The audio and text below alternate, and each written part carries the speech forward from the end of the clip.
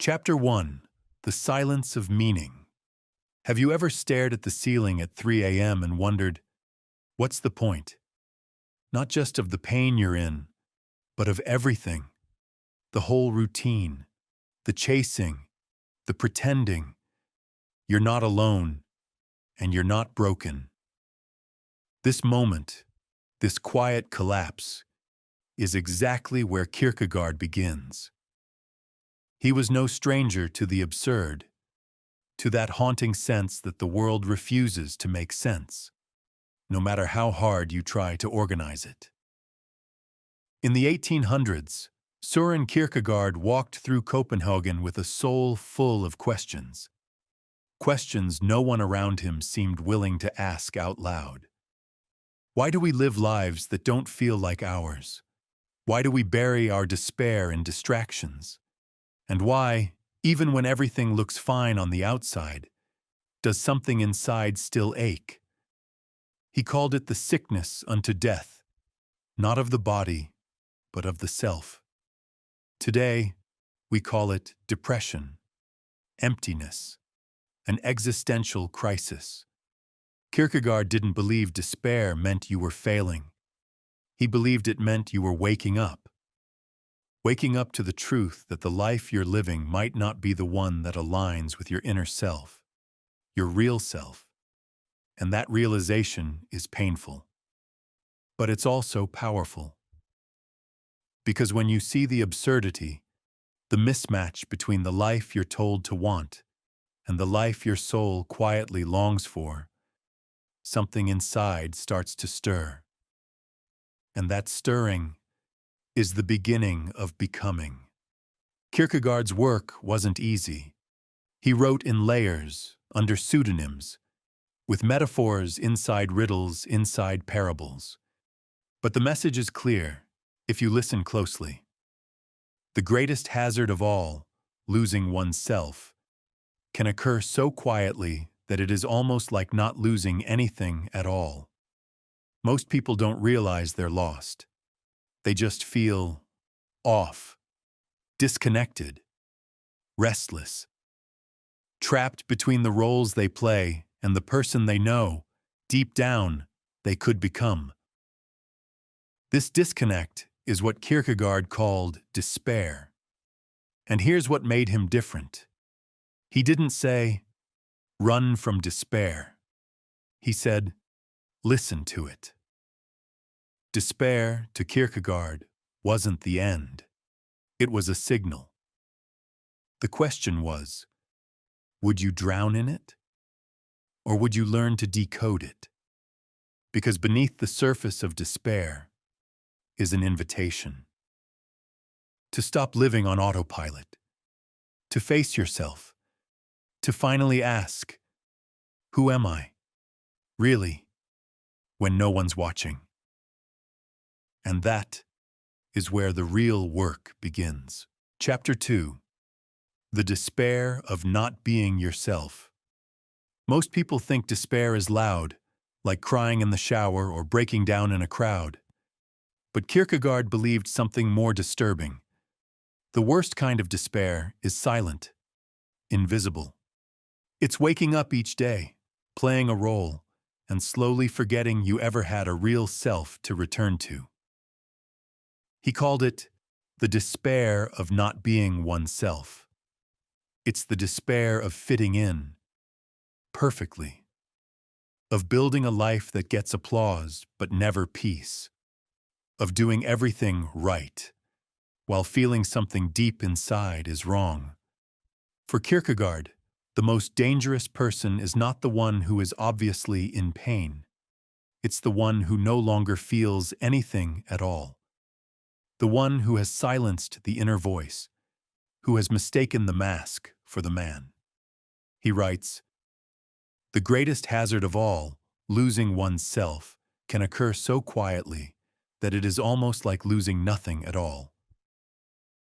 This is the despair of forgetting your own name while becoming everyone else's idea of successful. You do what's expected. You say what pleases. You nod, smile, conform, all the while burying your truth deeper and deeper under layers of performance. And over time, you forget. You forget what excited you, what moved you, what terrified you in the best possible way. You lose the thread of your real story and become a character in someone else's. But Kierkegaard says this isn't where your story has to end. Because despair, even this silent kind, is not the enemy. It's the signal, the beginning of waking up. He believed despair is proof that a deeper self is still alive inside you, knocking, whispering, "This is not who I am. I was made for something else. There is more to me than this." When you numb despair through distraction, overwork, perfectionism, you don't eliminate it. You only mute the messenger. But when you stop running, when you dare to listen, you begin the journey Kierkegaard called becoming a self. And that, he says, is the highest calling of any human life. Chapter 3. Becoming a self, the hardest journey. For Kierkegaard, the idea of becoming a self wasn't just some poetic notion or philosophical abstraction. It was the most urgent, most dangerous challenge a person could face. To become your true self, he believed, you must first confront everything that you are not, everything you've absorbed, performed, or inherited, just to feel safe or accepted. It's not a gentle process. It means questioning the roles you've played for years, the dreams you borrowed because they sounded impressive, and the parts of yourself you muted just to fit in. It means standing face to face with the person you've become in order to be loved, and asking yourself honestly, was it worth it? He once wrote, "To dare is to lose one's footing momentarily. Not to dare is to lose oneself." And in that single sentence, he captured the essence of what it means to truly live. Becoming yourself demands courage, not the loud, heroic kind, but the quiet, personal kind. The kind of courage it takes to disappoint others so you can be true to yourself. The courage to say no after a lifetime of saying yes. The courage to walk alone for a while, because the path back to your truth is rarely crowded. It's not easy. It's not glamorous. Most people won't understand it, and many will criticize you for even trying. But to Kierkegaard, none of that mattered. Because the cost of not taking that path, of staying hidden behind masks and roles, was far greater. In fact, he believed that not becoming a self is its own form of death. You can have the perfect job, the perfect relationship, the perfect feed, and still feel hollow. Because when all of it was built for approval, not expression, when it reflects who others wanted you to be rather than who you are, you end up a stranger to your own soul. Becoming a self means slowly, sometimes painfully, reclaiming your original voice, the one you had before the world taught you to whisper. It means asking yourself the questions you've spent years avoiding. What truly matters to me? What do I actually believe, not what I've been told to believe? What parts of me have I exiled just to survive? It means letting go of the identity that brought you safety, so you can finally step into a life that brings you truth. Kierkegaard understood that few people would dare to take that journey. Because comfort is addictive, and truth, real truth, is terrifying. But he also said, the most common form of despair is not being who you are. And by contrast, the most profound kind of healing is remembering, or perhaps discovering for the first time, who you've always been beneath the noise. To become a self is not about achieving some ideal version of yourself.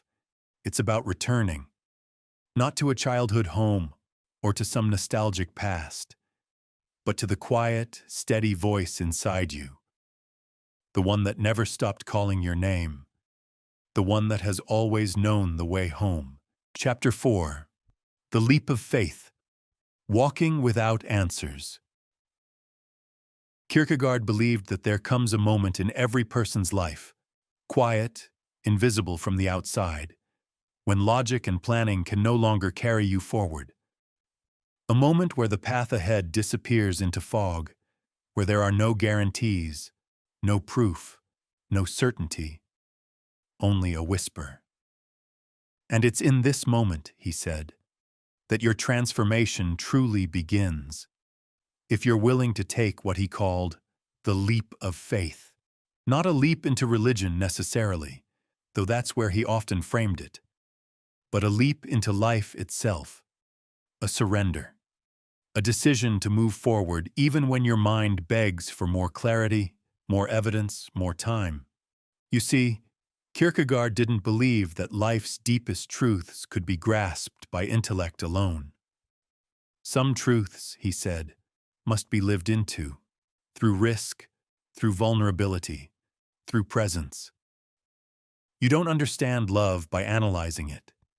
You understand it by giving your heart, by opening yourself to another without a guarantee they'll stay. You don't understand purpose by reading about it. You uncover it by doing the thing that scares you, by following the thread that makes no sense to others, but feels undeniably real to you. The leap of faith isn't reckless. It's not blind. It's deeply conscious. It's looking at the fear, the unknown, the potential for failure, and saying, even so, I will step. Most people never take this leap. They stay behind the line of comfort and call it realism. They wait for a sign that never comes. They wait to feel ready, to feel brave, to be certain. But that moment of perfect readiness never arrives, and slowly, their lives become quieter, smaller, safer, but emptier. Kierkegaard saw this clearly. He wrote, "Anxiety is the dizziness of freedom, because freedom, real freedom, means standing at the edge of what you know and choosing to move anyway, choosing to trust something deeper than logic, something that lives in your chest, not your head, something that doesn't need to explain itself to be true." To take the leap of faith is to choose presence over perfection, to say, I don't know what comes next, but I refuse to let fear be the author of my story. It's not an act of recklessness. It's an act of alignment, a return to what feels deeply right, even if it's terrifying. This leap might be leaving a job that's killing your spirit, ending a relationship that no longer reflects your truth, starting something that no one around you believes in, or simply allowing yourself to rest after years of hustling for worth. Whatever the leap is for you, it doesn't have to be dramatic, but it will always feel like a risk, because it asks you to let go of control and to trust the ground will appear as you move. And yes, you may stumble. You may feel lost. But as Kierkegaard believed, that's where the real life begins. Not in the certainty, but in the choosing. Not in having the answers, but in having the courage to ask better questions. And to keep walking anyway. Chapter 5. Becoming the subject. Living authentically. To Kierkegaard, the greatest tragedy wasn't failure. It was never really being yourself. He warned that modern life makes it far too easy to become the crowd, to live as a reflection of others' expectations, to repeat beliefs that were never yours, to follow a path not because it's true, but because it's familiar. He called this the loss of subjectivity, and for him, it was spiritual death. See, for Kierkegaard, becoming a real self wasn't automatic. You weren't born with authenticity. You had to choose it. You had to wrestle with it. You had to peel back every borrowed opinion, every mask you wore to survive, and ask, what is mine? What do I truly believe?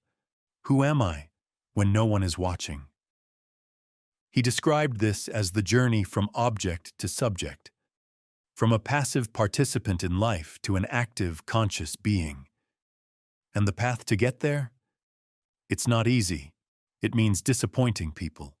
It means admitting you were wrong. It means saying no, even when it would be easier to say yes. It means being misunderstood. But authenticity, real authenticity, is not about expressing yourself louder than everyone else. It's about listening deeply to what your life is trying to say. And sometimes, what it says surprises you. You realize that the goals you chased weren't really yours, that the beliefs you defended were inherited, not earned, that the life you've built may be beautiful, but it doesn't feel true. And in that moment, you have a choice. Continue performing a version of yourself that gets applause, or begin the quiet, brave work of becoming who you really are. Kierkegaard believed this shift is where anxiety intensifies, but also where meaning is born. Because to become a subject, to live authentically, is to risk everything. Comfort, image, control, but the reward is something few people ever truly taste: freedom. Not the kind of freedom sold in advertisements, but inner freedom. The ability to look in the mirror and know, I am not perfect, but I am real. I am not certain, but I am honest. I am not who they wanted me to be, but I am finally becoming myself. He wrote, "The greatest hazard of all, losing oneself, can occur so quietly that it is as if it were nothing at all. And that's what makes this so urgent. You can go your entire life checking every box, playing every role, doing everything right, and still lose yourself completely. So Kierkegaard asks us, are you living as a subject or an object? Are you thinking for yourself or just echoing others? Are you becoming someone or just maintaining a mask? The world doesn't need more performers. It needs more people brave enough to live their questions, to speak their truth, to become whole. And that journey, slow, lonely, uncertain, is the real path to peace." Chapter 6. The Leap from Despair to Meaning. There's a moment, often quiet, sometimes invisible to others, when you realize something must change. You've sat with your thoughts. You've questioned everything. You've tasted what it means to lose yourself. And you've begun, even shakily, to reach for something more honest. This is where Kierkegaard introduces the idea of the leap. Not a logical step, not a gradual improvement, but a radical shift, a leap of faith, not into dogma, but into authentic existence. For Kierkegaard, the leap is what moves you from paralysis to possibility. It's not a denial of anxiety, but a movement through it. Not certainty, but commitment. You don't wait until the path is clear, because it never will be. You act, you choose, you leap, even while trembling. He saw faith not as belief in some external system, but as the courage to say, I don't know where this leads, but I choose to become myself anyway. In a world of masks and mirrors, that's the most dangerous and most meaningful house act of all. The leap isn't loud. It doesn't always look heroic. Sometimes it's a whisper. I can't do this anymore. Sometimes it's a refusal. This isn't who I am. Sometimes it's a quiet walk away from everything false. Not because you have a perfect plan, but because you finally heard your own voice. This, Kierkegaard said, is where despair begins to shift. When you stop trying to escape it and start listening to it. When you stop running from anxiety and start honoring what it's asking of you. When you stop trying to be the right person and start becoming a real one. And the paradox? The moment you stop fighting for control and start surrendering to truth, you find a deeper kind of peace. A peace not rooted in perfection, but in presence. Not in having answers, but in living the questions with integrity. Not in the absence of pain, but in the presence of meaning. Kierkegaard believed that meaning is not handed to you. It's forged in the fire of doubt, in the cold silence of solitude, in the ache of longing. But each time you choose to stay, to feel, to think, to leap, you shape a life that is yours. He once wrote, "Face the facts of being what you are, for that is what changes what you are." That's the invitation, to face yourself. Not the version you perform, not the version others want, but you, conflicted, uncertain, unfinished, and still worth becoming. And here's the truth. This journey doesn't end. It spirals. You will forget. You will fall back into old roles. You will numb and distract. But if you've heard this message, if it stirred something, then part of you is already waking up. And you can return to this path again and again. Because the self is not a destination, it's a commitment. If this resonated with you, if something in your chest softened or stirred, you're not alone. We created this channel for moments like these, for those who think deeply, feel fully, and are tired of running. So if you want to keep exploring anxiety, depression, identity, philosophy, subscribe to Echo Within. This is more than content. It's a conversation, a mirror, a map for those who've been lost and are ready to begin. And if you know someone who needs this, send it their way. Because healing often starts with a single sentence. And sometimes, the echo of a voice that reminds you, you are not broken. You are becoming.